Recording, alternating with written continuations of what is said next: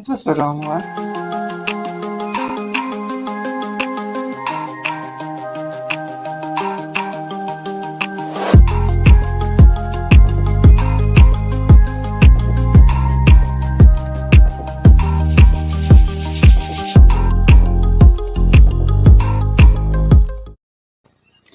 Oh my, I suppose it's been a long week. So it is most definitely not Tuesday. It can't be Tuesday's intro. Okay, so let's have a short little conversation about what would a world look like if men could actually freely express their feelings. So the first question you have to ask yourself is there absolutely any reason under the sun why a man should not be able to freely express his feelings? And I'm not even talking here about locker room talks. I'm not talking, where the boys go and be all manly and butch and do the man thing. I'm talking about in a safe space inside your own home with your loved ones, with your loved one in your arms. Like, there are more feelings than I love you. There are more feelings than anger. There are so many more feelings. But men have a real problem identifying them and giving a name to a feeling. And okay, I'm generalizing. I know this. And this is not every man. So don't send me hate mail. I know it's not every man. But we have an overwhelming problem of trying, for a woman, it's a very big problem, trying to reach what's going on inside. And it's really hard to build a strong connection if you have a partner or if you are the partner who is not willing to express your real feelings. Okay, and so, we understand that.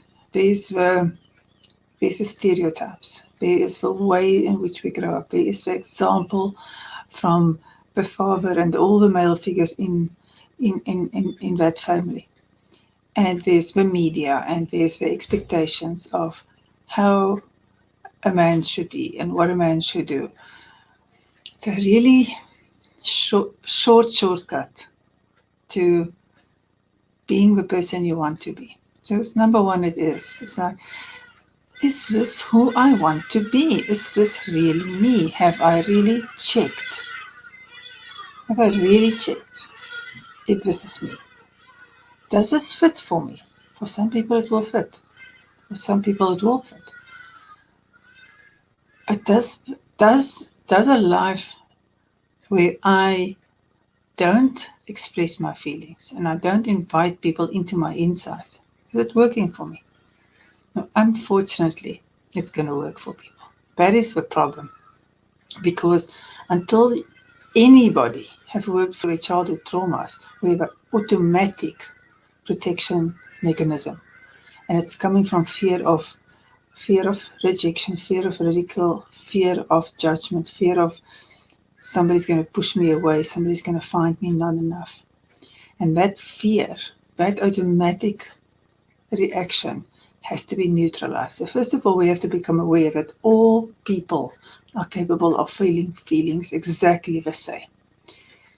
Love feels the same, hate feels the same, rejection feels the same, abandonment feels the same, loneliness feels the same, despair feels the same. It doesn't feel different in a man or in a woman. Yes, we have different ways of dealing with it, and all people have got different ways of dealing with stuff. But inside, it all feels the same. The difference is when you have been conditioned to not feel it. And then it's really hard to have a good relationship. Plus, if you have a lot of unresolved hurts, it is going to come out as anger. You are going to take your anger out where people don't expect it, where you don't expect it, where it's not appropriate. And therefore, you have a duty to yourself and the people around you to go find your unresolved anger, hurt, so that you don't have this anger.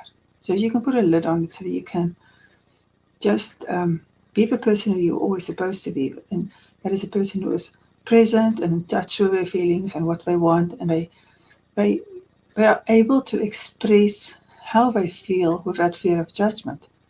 Because this is the other thing which is so prevalent in relationships that is not working, and that is somebody who's not expressing their feelings, somebody who's just bottling up when they feel misunderstood, when they feel pushed away. Bottle up. Bottle up, withdraw. Bottle up, withdraw. Doesn't work. Doesn't work. It's going to cost you your relationship. Sooner or later, that relationship is going to become so sour that nobody can stay in it, or somebody's going to have an affair, or somebody will withdraw so much that you'll live separate lives. And did you get into a relationship for that? We end up feeling so hurt that we forget why we went into relationships. We forget. We forget that there was a reason originally we were attracted to each other, why we wanted to be together. We forget. Because all these other things come in the way of it. And when we are not solution driven, we are reacting.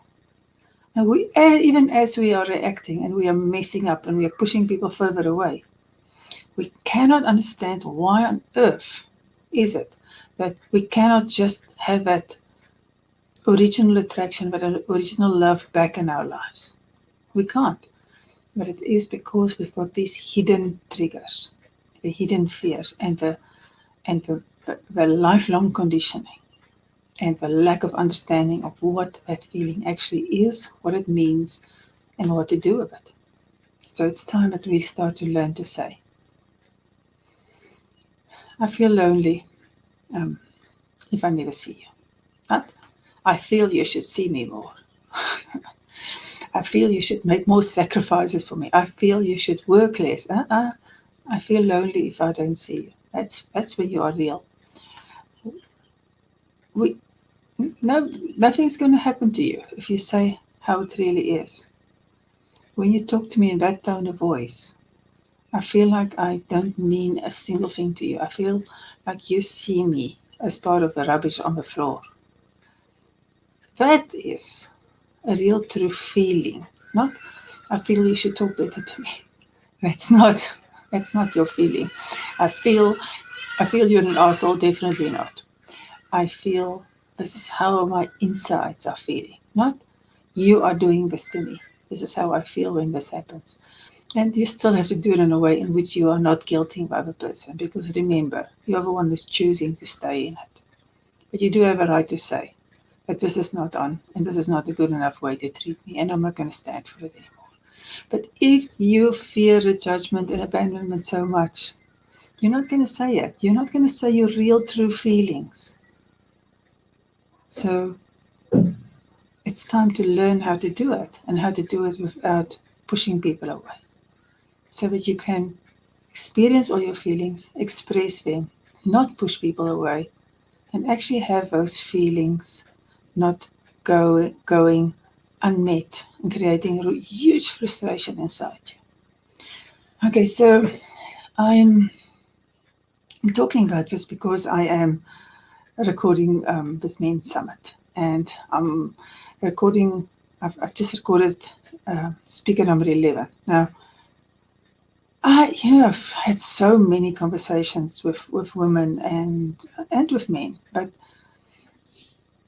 it is a really interesting thing when you start talking to men about relationships. And when a man opens up and tells you how it is, and they talk to you about stuff, I've heard things which I didn't see coming. It's just amazing. Each of these guys are astonishing me. I just know you guys are going to love him. Can't wait until the 6th of September. So everybody can hear them. They top notch. They're bringing it all on. And if you want to hear about men with real feelings and men who's walked the walk and talk the talk, there's a summit coming up soon. It's going to be amazing. It's going to be awesome. So if you see this, even if it's on the replay, you know what to do. Please go and give us some love. Give me a heart there. And I hope to see you soon. Next week, Tuesday's live. It's not going to be with Antoinette. It's going to be with Miranda. And so we're going to talk about Mennonites. And I'm not going to say anything more. You'll have to watch on Tuesday, but you know it's going to be good. So see you soon. Thanks for watching. Bye-bye.